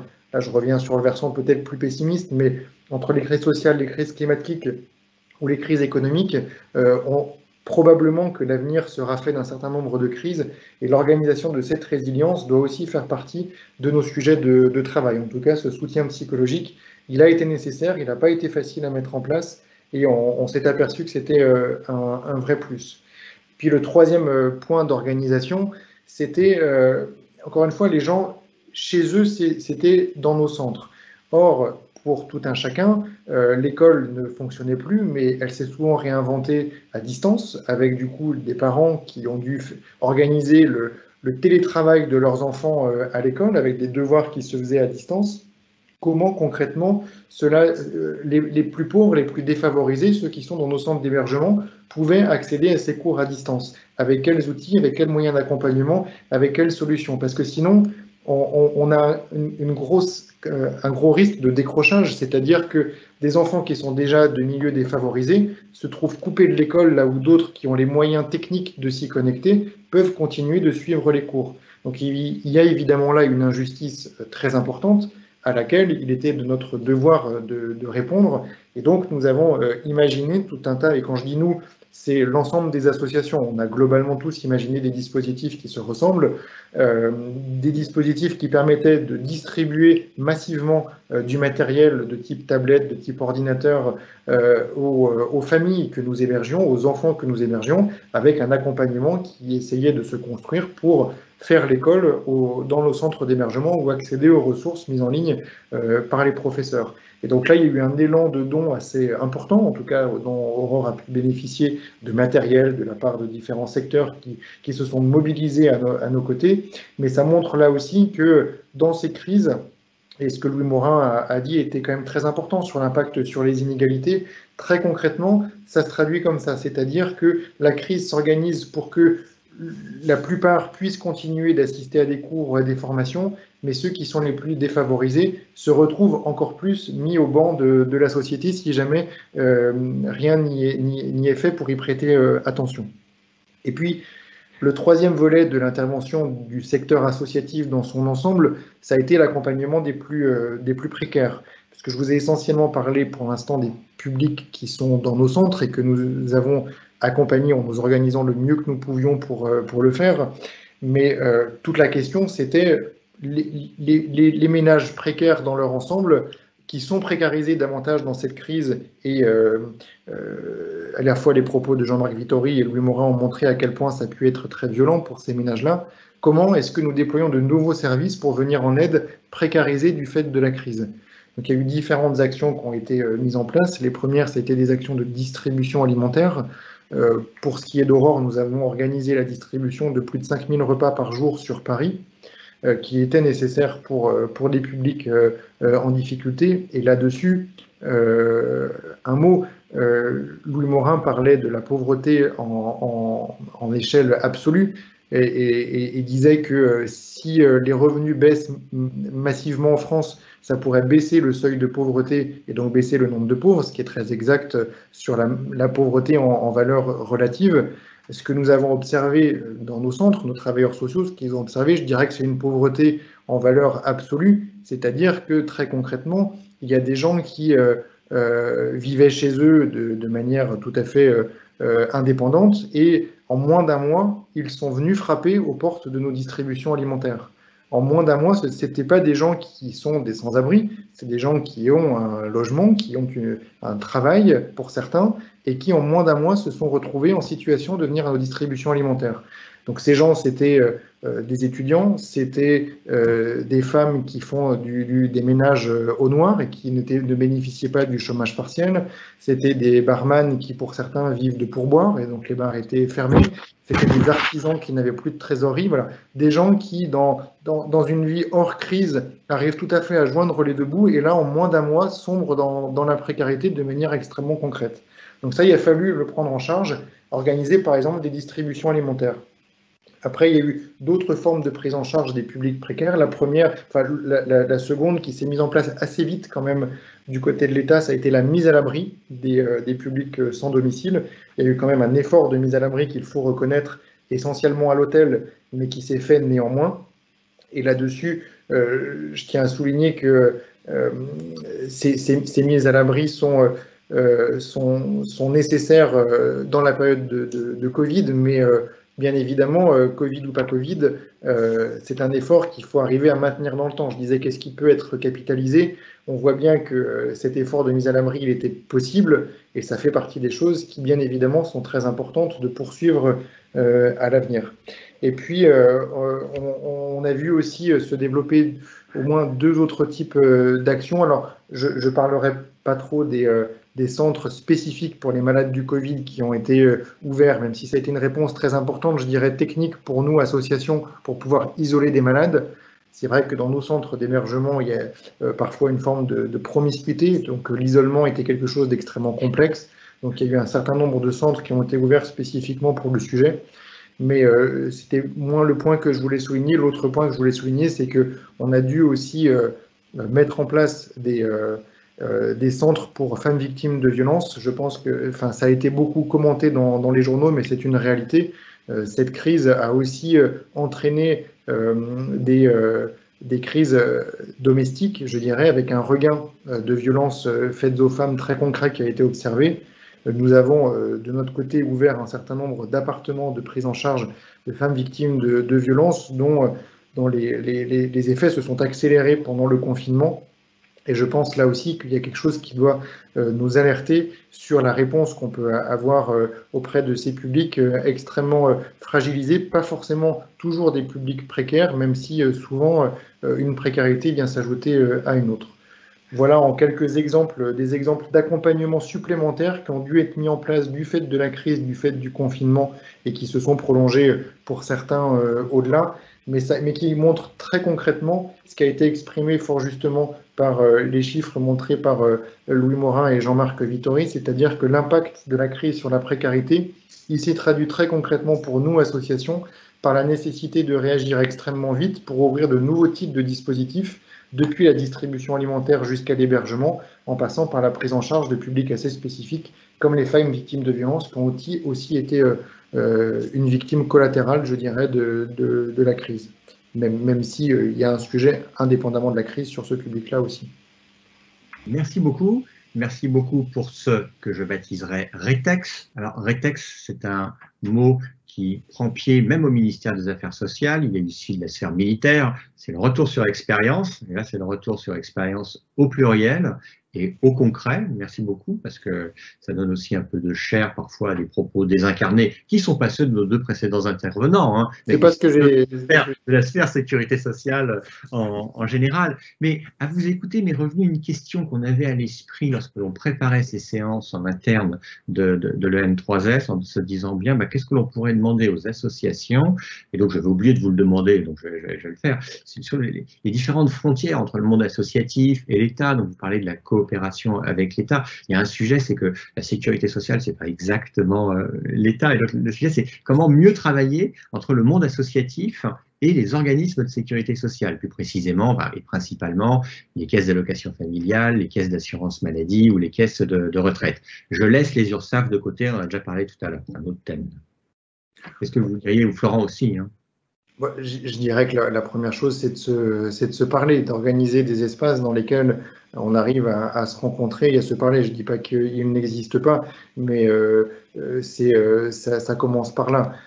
Et après, la deuxième, c'est au maximum d'arriver à simplifier les interactions entre des sphères de l'État et le monde associatif qui peuvent parfois être complexes et donner l'impression d'une gouvernance multifacette qui complexifie grandement nos relations, indépendamment des bonnes volontés des uns et des autres pour se parler. Florent, alors? Ouais, moi j'ajouterais à tout ce que vient de dire Florian que d'une manière peut-être un peu paradoxale, la période de confinement a produit une organisation des associations et de l'État qui a finalement plutôt profité aux personnes à la rue, au global.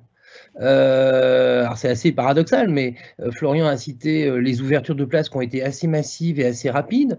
Mais si je prends par exemple l'exemple des questions d'accès aux soins, on a mis en place avec les associations et avec le soutien à la fois du ministère du Logement et aussi du ministère de la Santé et des ARS en région, par exemple des équipes mobiles sanitaires qui étaient pilotées par les ARS et qui allait sur des démarches d'accès aux soins, de prévention, de diffusion des consignes sanitaires dans les lieux de vie des personnes, là où parfois personne n'allait, ou en tout cas les médecins n'allaient pas.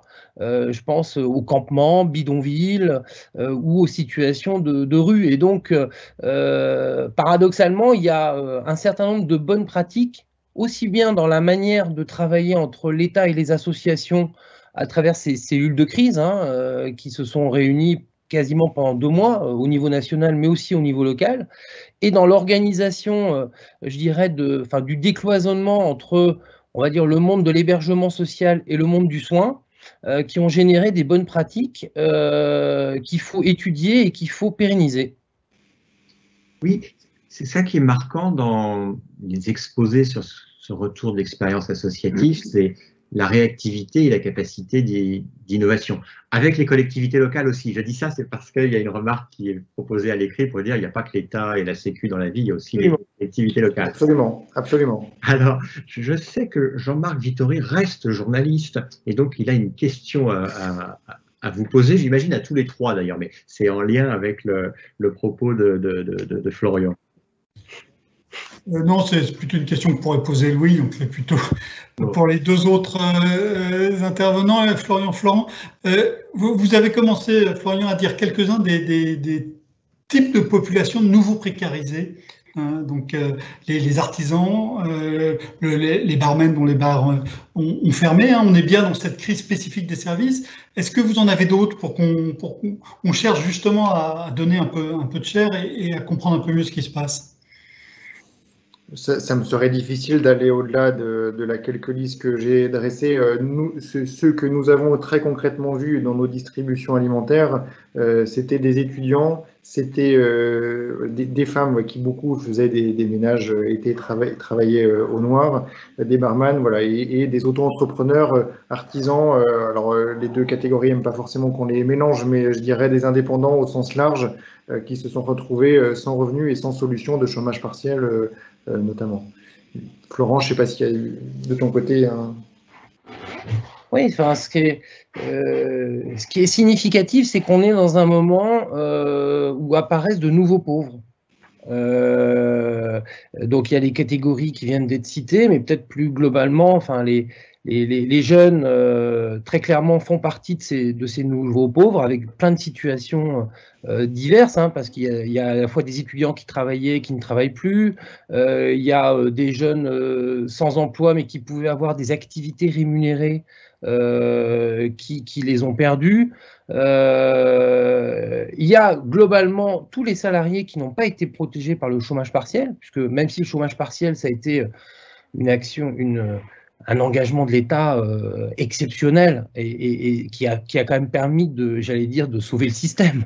Il n'en reste pas moins que il y a toute une frange de la population qui n'était pas protégée par le chômage partiel et qui sont les nouveaux pauvres d'aujourd'hui.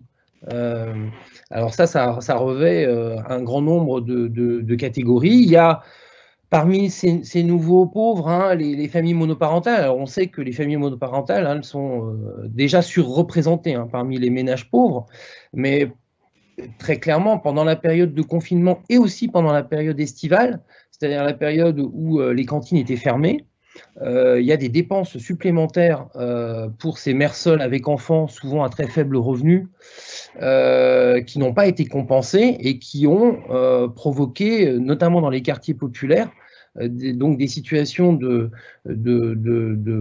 dépenses supplémentaires, les amenant à fréquenter des dispositifs sociaux qu'elles ne fréquentaient pas précédemment.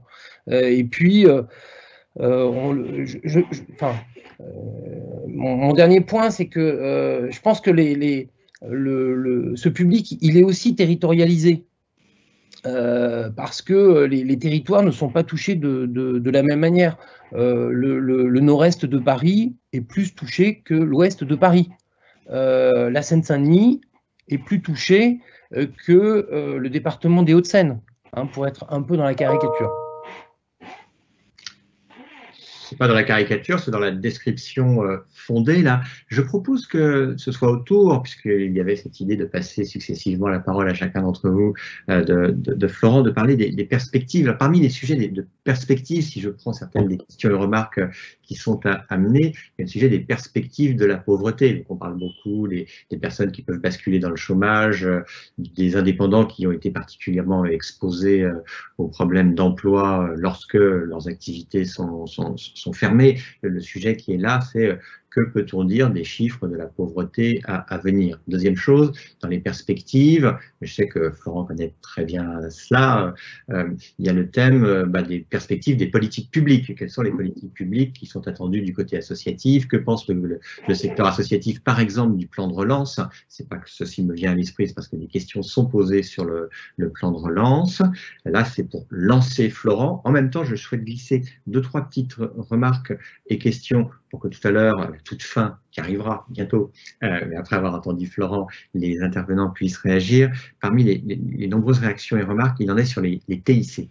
Hein, comme nouvelle forme, pas véritablement une nouvelle forme de pauvreté, on en a parlé auparavant, mais ne serait-ce que sur l'aménagement du télétravail, si on n'a pas la place, si on n'a pas les équipements et si on ne sait pas faire, évidemment, on ne peut plus travailler. Donc, comment faire, certes, pour équiper les gens, mais aussi pour les accompagner dans l'utilisation des TIC. Ça, c'est des questions qui ne sont pas pour Florent immédiatement, mais pour vous quatre.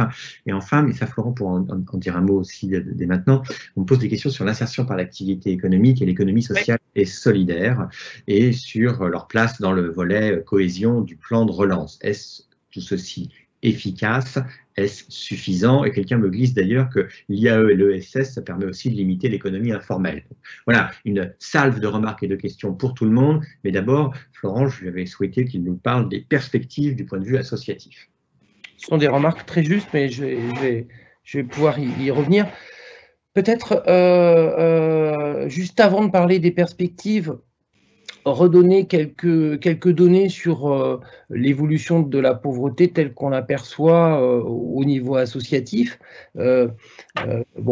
Florian a très justement évoqué l'explosion de la demande d'aide alimentaire qui a explosé au moment du confinement.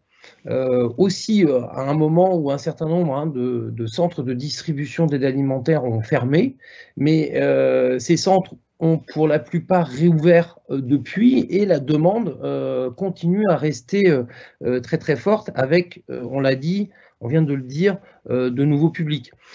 On a aussi, depuis très récemment, des données sur l'augmentation du nombre d'allocataires du RSA, qui est une augmentation colossale.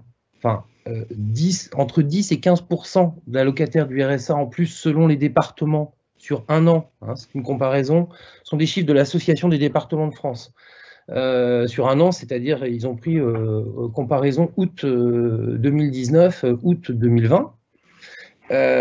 C'est considérable et on voit là les conséquences de la perte d'emploi de personnes qui non seulement ont perdu leur emploi, mais n'étaient pas protégées par le système d'indemnisation du chômage pour diverses raisons, notamment des temps de travail insuffisants, et qui basculent sur des minima sociaux. Ça, c'est une donnée en termes d'augmentation de la pauvreté qui est très importante et très inquiétante. D'abord parce que ça traduit une baisse de ressources pour des dizaines, voire des centaines de milliers de personnes.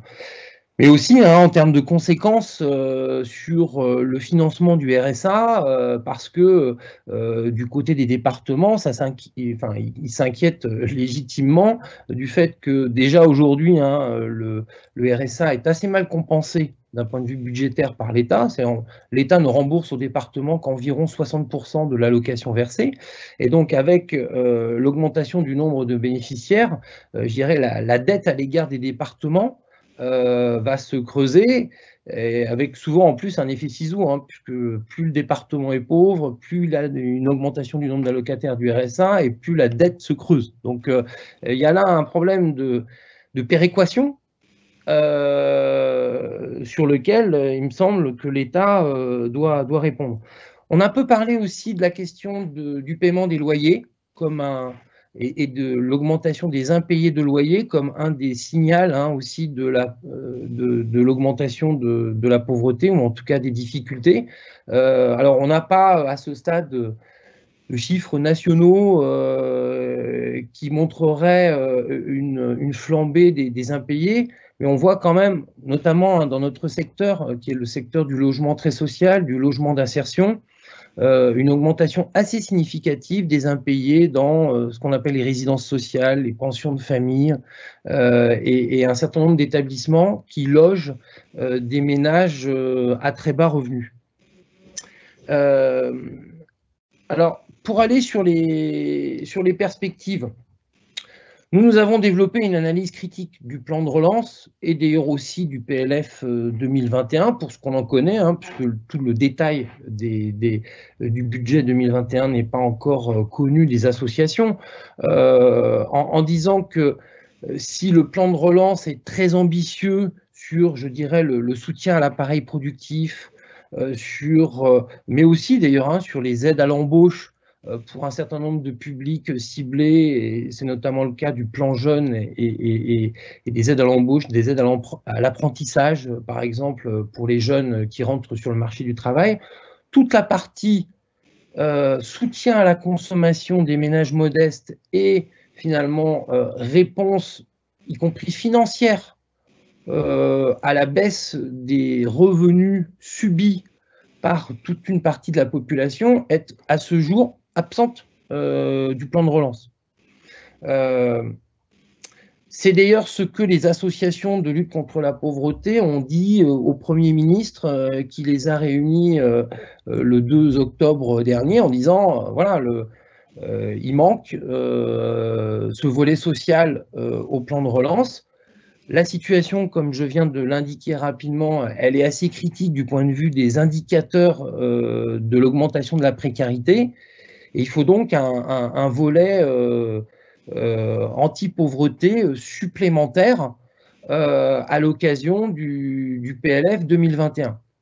Là-dessus, le Premier ministre, sans trahir de secret, a indiqué qu'il y aurait une intensification de la stratégie pauvreté et des mesures donc supplémentaires qui seraient annoncées dans une quinzaine de jours.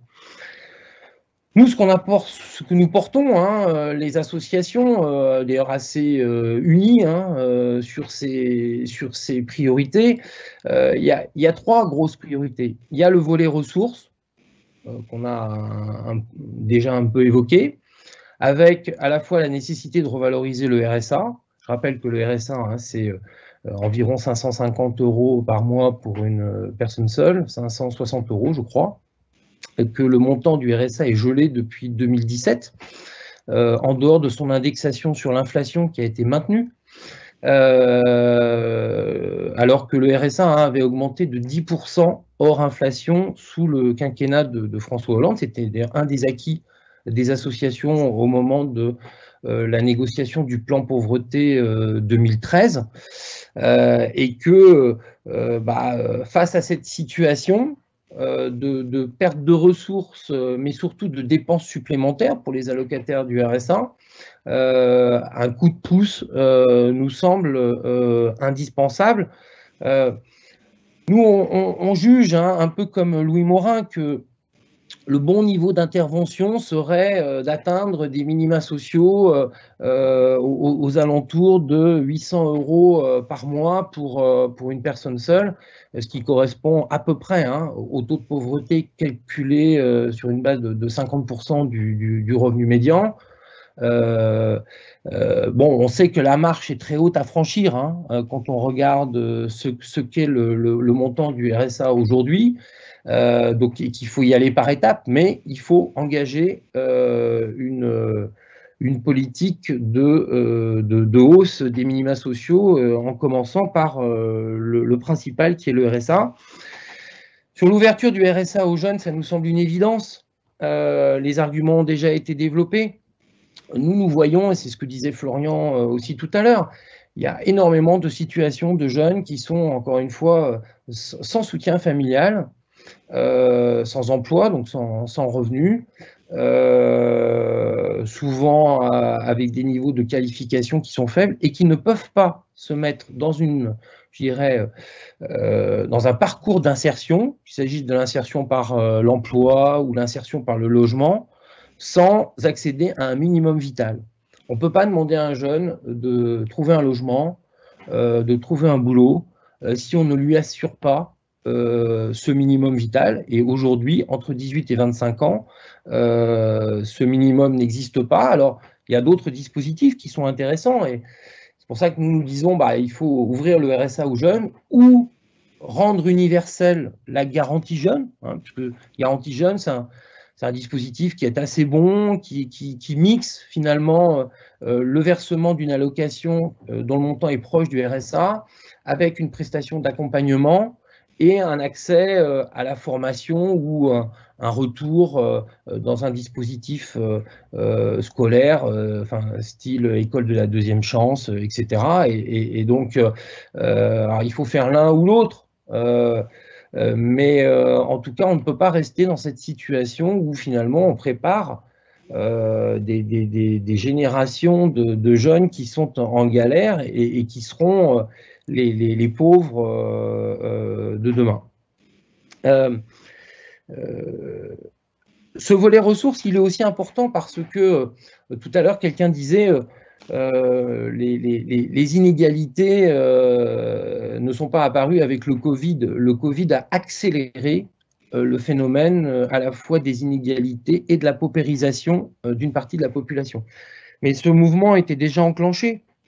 Nous avons montré, d'ailleurs avec d'autres, je pense notamment à l'OFCE, que sur la période 2017-2019, globalement, les 10% des ménages les plus pauvres ont plutôt perdu du pouvoir d'achat alors que tous les autres en ont gagné. Et ça, c'est le résultat d'une politique socio-fiscale, mais qui, s'agissant de cette petite tranche de la population, a été quand même marquée par la diminution des APL, la désindexation de l'inflation d'un certain nombre de prestations sociales, je pense aux APL, je pense aux allocations familiales, la suppression d'un peu plus de 200 000 contrats aidés qui aident cette population à travailler et donc à bénéficier de revenus du travail. Et qu'il y avait, j'allais dire même en dehors du Covid, nécessité, je dirais, d'une réorientation des politiques publiques en faveur de cette partie de la population la plus pauvre qui a plutôt vu ses revenus baisser lorsqu'elle n'est pas en emploi. Donc ça, c'était le premier volet ressources. Le deuxième volet prioritaire pour nous, c'est le volet logement social. Nous avons été étonnés avec d'ailleurs, j'allais dire le mouvement HLM, qu'il n'y ait pas dans le plan de relance de mesures d'incitation à la construction sociale. Je parle sous le contrôle des économistes, mais traditionnellement, quand il y a des grands plans de relance sur l'investissement, le logement social est un des piliers dans l'économie française de croissance économique, de relance de l'emploi. On sait aussi que quand on relance le logement social, on relance aussi le logement privé, la construction, puisque ça va avec. Or, autant dans le plan de relance, il y a des mesures très positives sur tout ce qui est rénovation des HLM, rénovation thermique des logements, mais pas d'aide à la construction neuve et pas d'incitation financière aux organismes HLM pour construire davantage. Alors, vous savez que la production du logement social en France reste à un niveau correct, mais bien trop faible pour répondre à la demande des demandeurs de logement, mais aussi des publics qui sont dans les structures d'hébergement que sont gérées par exemple par l'association Aurore, et que donc nous avons considéré qu'il y avait là une occasion un peu manquée finalement d'associer reprise économique et utilité sociale. Et nous avons demandé au Premier ministre à ce qu'il y ait un effort. Alors notamment, il y a deux manières de relancer le logement social en France. C'est soit l'aide à la pierre, donc c'est de la subvention publique, notamment pour aider à construire là où les terrains sont chers, et qui sont aussi les territoires où nous avons le plus de besoins de logements sociaux, puisque ce sont les territoires où les loyers du privé sont les plus élevés. Donc soit c'est l'aide à la pierre, soit l'autre manière, mais ça peut être cumulatif, c'est la baisse de la TVA, de la fiscalité sur la construction, qui permet de produire des logements moins chers et donc d'en produire plus. Et là-dessus, pour l'instant, nous n'avons pas eu de réponse forte dans ce domaine. Ça vaut aussi, d'ailleurs, nos propositions sur le logement à la rénovation des centres d'hébergement et des accueils de jour. Alors là, il y a quelques mesures dans le plan de relance. En tout cas, il y a une enveloppe de 100 millions d'euros. Et ça, c'est une action qui est très importante parce que, comme l'a indiqué Florian, la crise sanitaire a montré quand même l'inadaptation d'un certain nombre de lieux d'accueil en termes de promiscuité, d'absence d'intimité, d'absence de possibilité de confiner les personnes, etc. Et donc, nous, on pense qu'il faut prendre appui de cette expérience-là pour continuer à rénover les centres et se rapprocher de formes de logements autonomes, je dis bien se rapprocher de formes de logements autonomes, y compris dans les structures d'hébergement.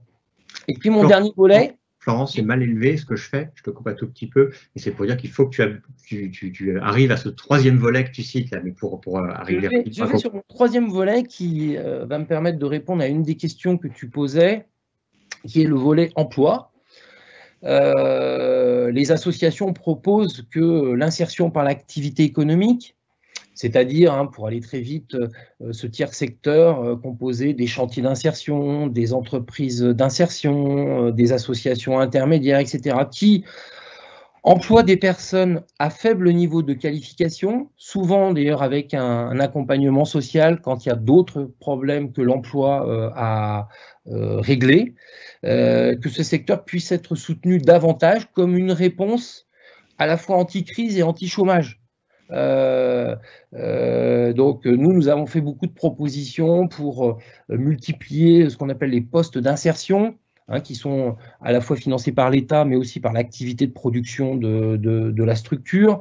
Nous avons fait des propositions pour développer le nouveau programme de contrats aidés appelé les PEC, les programmes emploi-compétences, passer de 100 000 PEC à 300 000, parce que là aussi, dans cette période de crise où on sait que toute une partie du public, parmi les moins qualifiés, ne pourront pas rentrer rapidement sur le marché du travail ordinaire, il faut proposer des solutions d'emploi et des solutions d'emploi, si possible, qui soient d'utilité sociale, c'est-à-dire qui bénéficient aussi au territoire, qui soient des emplois, souvent d'ailleurs, dans des activités de développement durable, de transformation, de recyclage, d'agriculture bio, etc. Et ces emplois, selon nous, doivent être soutenus par la puissance publique, parce qu'encore une fois, c'est une plus-value pour le territoire, c'est une plus-value pour la personne, parce qu'elle retrouve un revenu, une dignité, une activité, souvent une formation, et ça permet d'éviter le basculement dans les minima sociaux, c'est-à-dire dans des systèmes d'assistance, de toute une partie de la population finalement qui n'a pas d'autre choix que celui-là.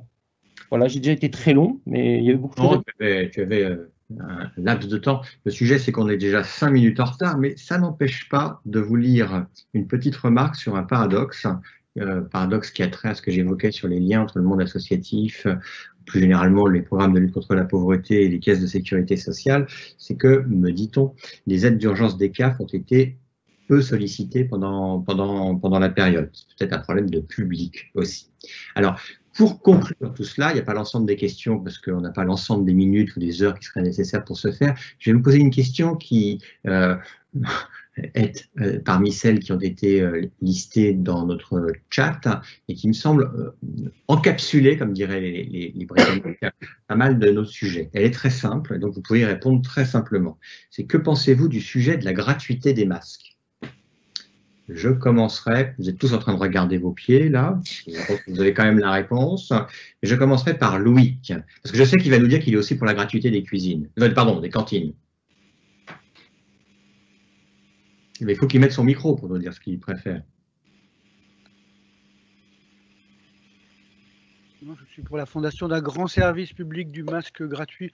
Non, je suis pas pour la gratuité de tout. Effectivement, sur l'enseignement, je vois pas trop pourquoi dans les écoles on paye pour manger et pas pour recevoir du savoir, mais je suis pas forcément pour la gratuité de tout le temps. On peut juste constater qu'il y a eu dans ce domaine un immense déficit qui a été comblé. Moi, ce qui me préoccupe, c'est que par rapport à ce qu'on peut voir dans d'autres pays, en termes de protection, il n'y a pas forcément partout tout ce qui est possible de faire. Mais sinon, j'ai pas de grand avis là-dessus. Alors, c'est pas grave, c'est une bonne réponse aussi. Il la faudrait plus courte aussi du côté de l'économiste. Jean-Marc Vittori va incarner l'économiste. S'il met son micro. Il va répondre sur les TIC aussi. Ouais, pas beaucoup de temps. Jean-Marc, il faut mettre ton micro. Oui, je suis sur la même ligne que Louis sur la gratuité du masque. Je pense qu'on ne peut pas rendre tout gratuit. Si on rend gratuit tous les masques, on risque d'avoir du gâchis. On en a déjà eu énormément de masques avec d'abord l'incapacité de l'appareil public à en commander. Donc, je crois que c'est inutile d'en rajouter. Très bien. Florian.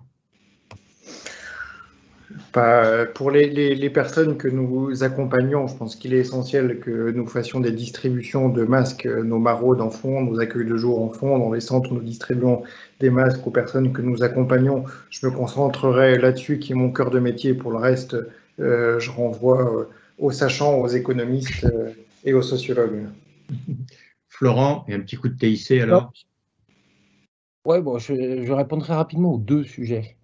Sur les masques, moi je ne suis pas pour la gratuité totale parce qu'il y a des gens qui peuvent payer leur masque et qui payent leur masque. Voilà. Par contre, la cible qui a été choisie par le gouvernement, qui est finalement de rendre gratuit les masques uniquement pour la population très précaire, est une cible qui me semble un peu trop étroite et je pense qu'on aurait pu élargir un peu plus pour éviter des surcoûts dans le budget de famille moyenne, mais qui sont pas, qui peuvent être des surcoûts réels.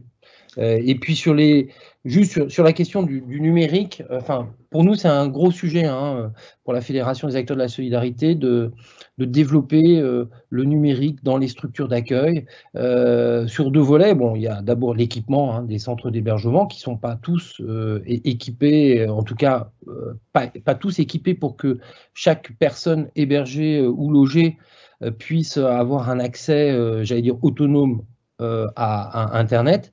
Et puis, c'est aussi un enjeu de formation des travailleurs sociaux, parce que l'accès au numérique, c'est pas seulement l'accès au matériel, c'est aussi un accompagnement pour des personnes qui peuvent avoir des difficultés de compréhension.